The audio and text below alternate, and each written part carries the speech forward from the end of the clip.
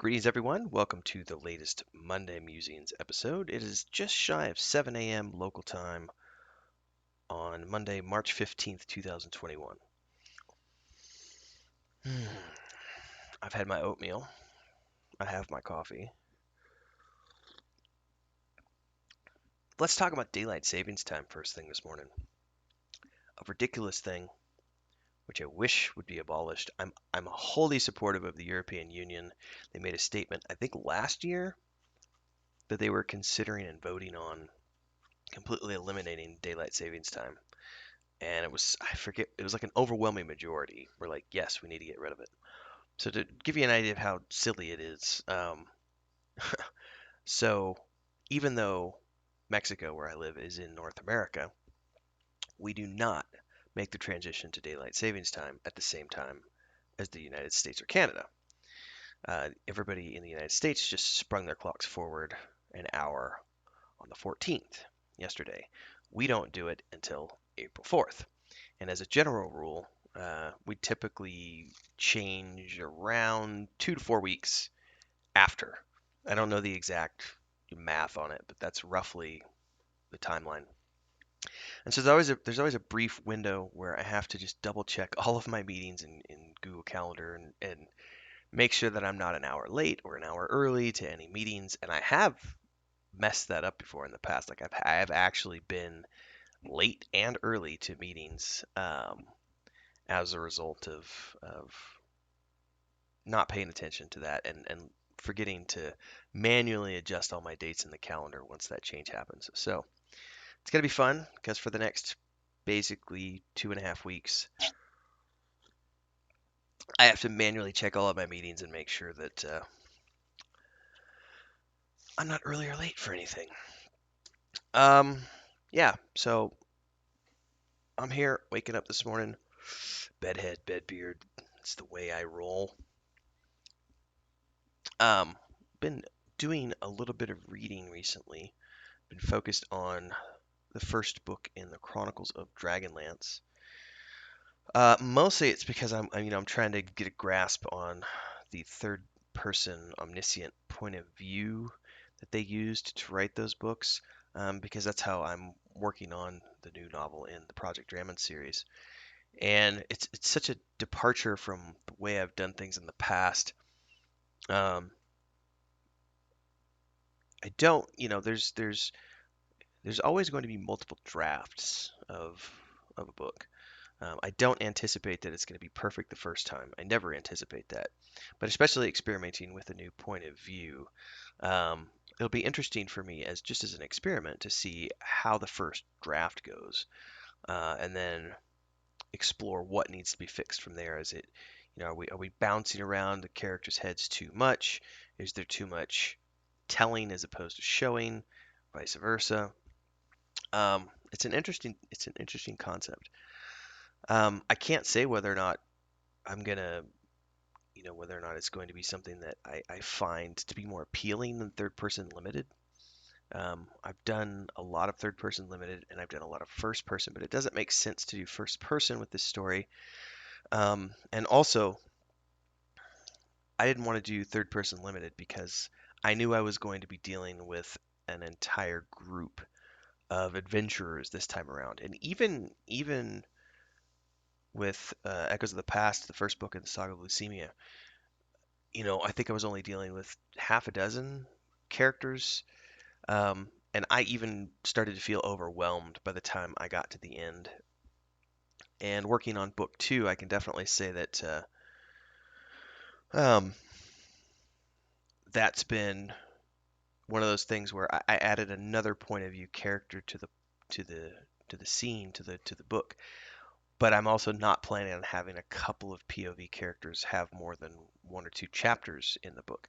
So I can begin to appreciate when looking at it from like George R. R. Martin's perspective of why he has written some books that don't feature anybody from a certain point of view. I think even going back to the Wheel of Time, I think Robert Jordan did that with book 10 or 9, somewhere along in the series, where there was a book where uh, Matt's character was completely absent from the entire book. And I remember being extremely disappointed because that was one of my favorite characters in that series, and to have him just be missing from the whole book was like, hang on a second, what's going on here? Like, I just waited like 3 or 4 years for this book to come out, and there's this character that's not even here. Like, what's going on?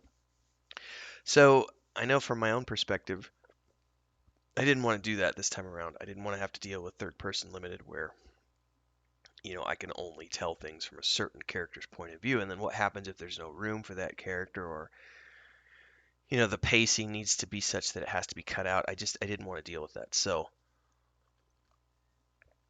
I know that, for example, after our last brainstorming session last week, I didn't plan on having a prologue in the beginning, uh, but now I do. And when I was doing the outlines for the prologue and chapters the other day, it became evident to me that in order to tell the story of what happened to set the tone for the rest of the early chapters, um, I have to actually go in and explain things from multiple points of view. And I'm glad that I made the decision to do it from third person omniscient, because there's no way to tell that story if I'm only doing it from third person limited. Um, so it's going to be fun to work on that. So that's what I've been reading recently is third person omniscient. I just watched a Netflix show the other day called Tribes of Europa. It's a German language show. One of the actors is one of the actors from the show. What's it called? Dark, which is a weird science fiction time travel alternate dimension show, which is really good. But one of the main characters from that shows up in this new show. But I really enjoyed it. Like, it's an interesting and it's a cliffhanger, unfortunately, because they only did 6 episodes and they just leave you hanging. And I'm hoping that's because they're coming back for season two, because they definitely leave you in a place where it needs to have a season two. But it was a very I watched the first episode and I wasn't sure if I was gonna like it. But by the end of the second episode, I was hooked. I I watched the first episode a few weeks ago. Then I watched it was a couple days ago. I watched the second episode and then just proceeded to just say, you know what, I don't have any work to do today, and I just laid in bed and binge watched all 6 episodes, um, and finished up with it and said, you know what, that was really damn good, and I can't wait for part two, which hopefully they do. And on a TV note, Zack Snyder's Snyder Cut of Justice League is coming later this week. Um, I'll be honest, I've seen the original and didn't really care for it. It was interesting, but also not something that I felt like. Let's put it this way: I've never gone back and rewatched it. Um, I have rewatched Superman and Batman versus Superman a couple of times, um, maybe three. I've seen it once with Chris, maybe 3 times for each of those, and I've watched Wonder Woman twice. We've seen Aquaman once. Um, so I mean, I'm invested in those characters, but that Justice League movie that came out that Joss Whedon worked on, um, it just wasn't that good to me. I didn't. It was a movie. It was an adventure movie. Um, so I have to admit, being a fan of Zack Snyder's work, that I've been intrigued by the Snyder Cut for a long time, ever since they started, you know, publicly announcing that it was going to become a reality. And then when they made the announcement last week that it comes in at just under 4 hours, I went, ooh, now we're talking Lord of the Rings extended edition. I have tended to like all of his extended edition director's cut versions, like of Watchmen, for example, which I think is a great film. Um, so, having said that, I'm really looking forward to the uh, Snyder cut that's coming out later this week. Um, and hopefully it will be good. Chris is kind of interested in it too, the Justice League movie, because it has Aquaman. Ooh, Jason Momoa. Oh yeah, and it's got Henry Cavill in it. She's got two hotties, Superman and Aquaman. So I'll need to make sure that we have a box of tissues to clean the drool. Of course, there's Wonder Woman in it, so I might get accused of that as well. Um, um, so yeah, it's looking like it's gonna be good. I'm really excited to see what's coming in the pipeline. Um, let's see here. Lord of the Rings Online. What was I looking at last night, thinking I wanted to play again, and then was like, I just don't have time. I should go to Twitter. That might tell me.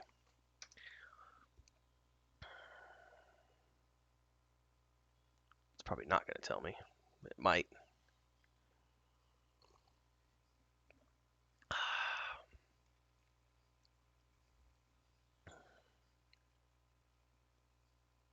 Oh, I know what it was. So, my Star Wars Squadrons updated the other day, and I have it on the PC with through EA Origins, which I hardly ever use, but I do have a handful of games there. I have because this is before I got a PS4, so I have like Mass Effect Andromeda on there, and I have Dragon Age Inquisition. And when I was looking at Dragon Age Inquisition, it just took me back. And so last night I spent some time going back and looking at Dragon Age Origins and just remembering what a good game it was and looking at the graphics and going, I remember these graphics being way better than they actually are. And it's weird how time changes your perception of things like that. Because I could look back on like Baldur's Gate 2 and I recognize even now, 20 years later, the graphics weren't that great, but they were good. And they're still, comparatively speaking, for a top-down isometric game, they hold up against most games, not all. You start talking about some of the games that have come out in recent years, like I don't know, like what is it, Wasteland 3 or whatever. Those have obviously got much updated graphics, or Pillars of Eternity 1 and 2. But for the most part, if you take a step back and you're not like right up close, in 4K, it's at first glance, you compare, say, Pillars of Eternity 2 with Baldur's Gate 2, and at first glance, if you're just looking, walking down the street or whatever, and you turn and look at a monitor and you're just kind of casually looking at things, they don't look that much different. But if you were to take a picture of Dragon Age Origins, like a screenshot from that game, and compare it to, say, Dragon Age Inquisition, which was even still several years ago, the difference is really vast. And I caught myself going, wouldn't it be fun? I was like, I should just go back and do a Baldur's Gate, or excuse me, do a Dragon Age Origins playthrough. That would be fun because I haven't played that game since the year it came out. That was the one game it was so good, and I have such good memories of it. I've never replayed it, and Baldur's Gate 2 held that position for a very long time. But then 17, 18 years later, or whatever, they came out with the enhanced editions, and I was like, I gotta play those, and I did, and I love it. So I'm sure at some point I'll go back and do Dragon Age Origins, but I also looked at it right now and said, I'm not doing that to myself right now. I'm having fun with Lord of the Rings Online. I play that a couple times a week with my brother on Mondays and Thursdays, and I dabble in that a couple times a week on my own with my lore master. That's enough. Getting a good 4 sessions in a week with that game, and then I'm playing stuff on the PS4. Um, and looking forward to whenever the PS5s with expanded memory, become available either later this year, whenever those are. I'm not in a rush to get a PS5. I think I mentioned this before in the past, because they're still releasing games on the PS4 throughout, as far as I understand it, throughout the entirety of 2021. And my console, knock on wood, is still functioning great, so I don't see any reason to update it or upgrade it. Um, I would like to have a PS5, sure, but I'm also not like rushing to Best Buy every time there's an announcement that there's one on sale and standing in line. And I'm also not gonna buy it from a reseller, which is still it's bad even here in Mexico. Like, they're charging $400 to $500. It's double the price of what the retail cost of it is. And I'm not that desperate to get my hands on one, so it's like, yeah, sorry guys, not gonna happen. Um, Eventually, I'll pick one up, but I am really looking forward to some of the next gen games that are coming out on that, like that Hogwarts game, that Harry Potter open world RPG looks amazing. And the next God of War, I have no doubt that it's going to be amazing. So there are some games I'm really looking forward to. And of course, the next Mass Effect, the next Dragon Age, all those games are going to be for PS5. So I've got time because none of those games are coming out this year. Um, I also have to admit that I'm kind of, as I've gotten older, I've become less of a PC gamer and more of a console gamer.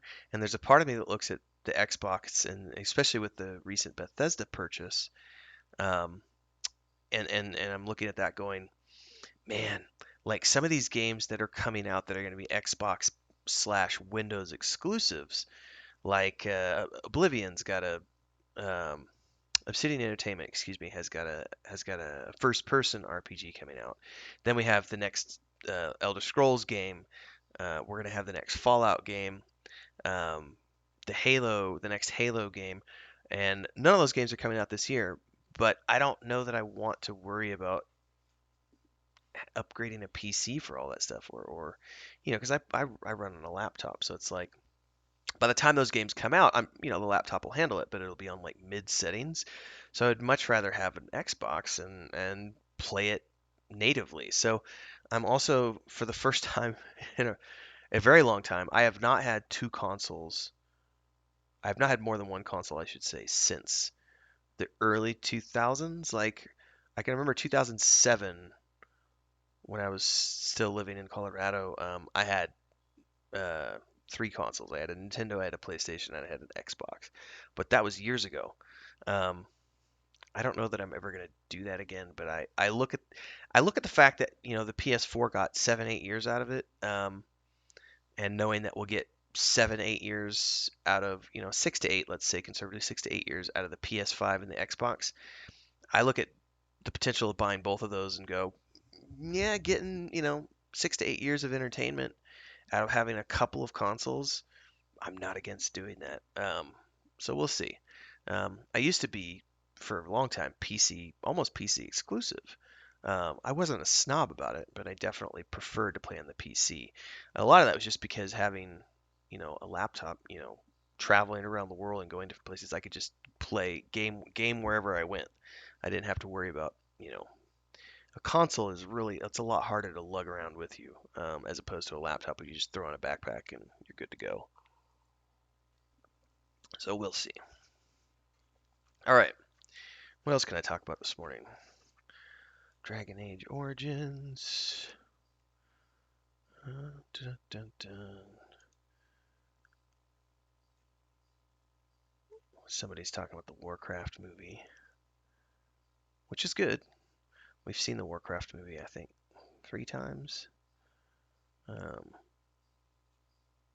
saw it once in the theater, and then we've seen it a couple times since then. It's a good fantasy movie, even if you don't like the Lotro lore, or Lotro, if you even if you don't like the Warcraft lore, it's a good movie. Um, and I don't follow a lot of celebrities on Twitter or social media, but I do follow Duncan Jones on Twitter. He's extremely active, and he does a lot of fun stuff and cool stuff, and he's got his hands in a lot of different creative pies, and like the Maddie, which is part of the Moon Mute Maddie series, which is all set in the same universe. If you've never seen Moon, holy shit, Moon is an amazing film. Um, I've seen it 3 times now. It's really, really good, very sublime. Um, Mute, I've seen twice. Mute is a little harder to swallow. Um, Mute is definitely a darker film than Moon was. Moon's kind of they're both kind of dark comedies, so to speak, but Mute is definitely a lot darker. And there are also some amazing performances by actors who traditionally don't play like serious roles. So that was very interesting to me, to follow him on Twitter and see all the different things that he's involved in. And the screenplay he did during the pandemic of the Full Throttle video game, it was just nice to see somebody do something like that. He just was like, I was bored. I loved this game. I did this screenplay just as a hobby project, and I'm putting it out there for the internet, just to do with what they will. Um, and making it freely available. I downloaded it, I read it, I was in tears throughout the whole thing. It's incredibly well done. Um, if you like the Full Throttle game, I would highly recommend. You'll have to go just Google it. You'll be able to find the Full Throttle script written by Duncan Jones. Um, very, very good. So I would say dig into that and read it. What else can we talk about? We're a little over 20 minutes. I'm not going to do a 45-minute episode today. I know that for a fact. I didn't make a list going into this video, so it's going to be shorter. Um, let's wrap up and talk about Project Dram and stuff while we're sitting here. So if you've been paying attention here on YouTube, we're doing a lot of videos every single week now. We're doing 2 to 3 world building videos, map making videos every week. We're doing one brainstorming video every week. Um, I just spun up uh, a voice chat channel in Discord for the Project Drammond subscribers. By the way, thanks to all the new subscribers. Thank you very much. Here on YouTube, on Twitter, Facebook, etc. New people over on Patreon as well. Thank you so much for your support.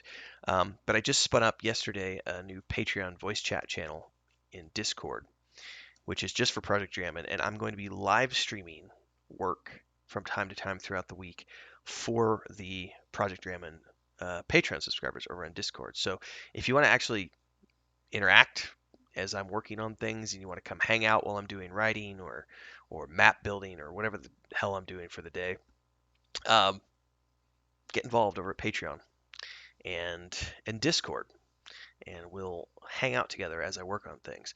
We're moving full steam ahead.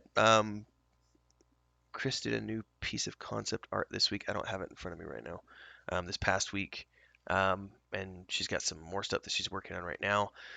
Yesterday's update was the second update for the adventure game that's being worked on by my brother. There was a teaser of that went out on TikTok yesterday as well. So for those of you who want to see the snippets on a daily basis, you can head over to TikTok. Links are below. Um, but it's moving right along. With brainstorming session number 3 that we did last Wednesday, I've got all the history now for the here and now, and I've been fleshing out the main outline for the novel. And I anticipate work on that will start by the end of the month. If I don't start on it before April, it'll be the 1st of April-ish, somewhere in there. I'll actually start working on the chapters. More important to me is the daily work on the core rule set book, which Chris has never really played any tabletop games, and as she's working on concept art, like I sent her over the PDF, downloadable PDF that you can get off the D&D website of their starter guide to get going, and then I gave her one of the editions of Pathfinder in a PDF, and so she's been going through those. But since this is the first version of mine, we're not dealing with a game that's had 30 or 40 or 50 years to be out there. My first version of the rulebook is going to be, it's not going to be 600 pages long, I'll tell you that much. I'm shooting for 100 to 150 pages. We'll see what it turns out to be. But there's a lot that goes into that above and beyond just the rule set. So you got to have all the lore, all the races, all the world history, and everything else. And we've already got that all set now. So that's what our brainstorming sessions have been about. So I now have enough that I've got the framework, and now I'm literally just fleshing out all of the different details for um, races, history, the Elven Civil War, why the humans came north, what happened with the Quantum Wars that destroyed their continent years ago. There's a lot of stuff going on there, so I'm really looking forward to that. It's a lot of fun to work on, and I got to say, it's a lot of fun to work with my wife on something. Previously, we worked a lot together um, on the travel brand and doing stuff with Marginal Boundaries, speaking engagements, and traveling around the world. But this is a creative project, which is a little different than photography and videography, and being on location and doing stuff. So this is different. It's also been she just walked out of the room, so I can say this. It's been a lot of fun watching her explore that creative side because she's always just drawn as a hobby. She's always wanted to pursue art, but never. I think art for her is the same thing that writing was for me. For a very long time, I was trapped in needing to work to pay the bills. And so I grew up as a third generation ceramic tile and natural stone contractor, and that's what I knew. And the internet wasn't around when I was growing up, so at least not in the way that it is today. And so the opportunities didn't exist back then to just hop online and learn something and etc. And so I always worked construction to pay the bills, and then I would come home at night and dabble around in short stories and play video games and come up with ideas and take notes and make, had journals and diaries. I've got dream diaries for one. That's a big thing that I used to do, and I have several of those. And anytime I would have a dream, I would, if I woke up or as soon as I would wake up from a dream, I would write all the notes down and just that was inspiration for something later on down the road. And when I was finally able to pursue writing as a career, when I started that in 2008, I cannot tell you the elation that I felt at finally being able to pursue that for a living. Now, of course, over the years, it's a job like no other, but it sure beats, you know, being out in the weather at all hours and killing yourself physically. So it's been fun to watch her. I mean, she'll lose, I've seen her lose 10 hours in bed or on the sofa, just drawing like three, four different things in a row, just like she's in that inspiration. Like I'll just give her something and be like, give me some variations on this, and then 10 hours later she comes in and she's got three or four different, and it's like holy crap, like you really went, so she's feeling that inspiration, she's feeling that artistic urge, and it's pretty freaking awesome to be able to witness that and to know that the person that you care about, your loved one, is pursuing something and getting to do something that they really really enjoy. um, that's pretty special, ladies and gentlemen. So if you are able or in a position to do that for yourself, or to support one of your loved ones to do that, you definitely should. There's a lot to be said, and I'm going to end on this note. I think there's a lot to be said for the concept that, school, the way the current school systems are set up, aren't necessarily right for all kids. I think some kids should be allowed to just take whatever that artistic thing is that they do and run with it, whether it's dancing, painting, piano, guitar, focusing more on the artistry of humanity as opposed to you got to be able to function in the workforce, my boy. Got to get that, got to take social studies and whatever. All that stuff is important, but not as important as the artistic spirit that we all have within us. So, on that note, I think I'll wrap it up for this morning and wish you all a very good week. And hopefully, you'll stick around for future episodes and all the things that we do here on YouTube. Don't forget to subscribe to the channel, hit the bell icon for updates on all the different things that go on here. And if you want to know more about Project Drummond, don't forget to check the links below. Check out the daily snippets on TikTok and so on and so forth. We will see you in Discord, perhaps. There's a link that below. We'll see you in Discord, over on Patreon, over on Twitter, TikTok, Facebook, here, or wherever. Until next time, cheers.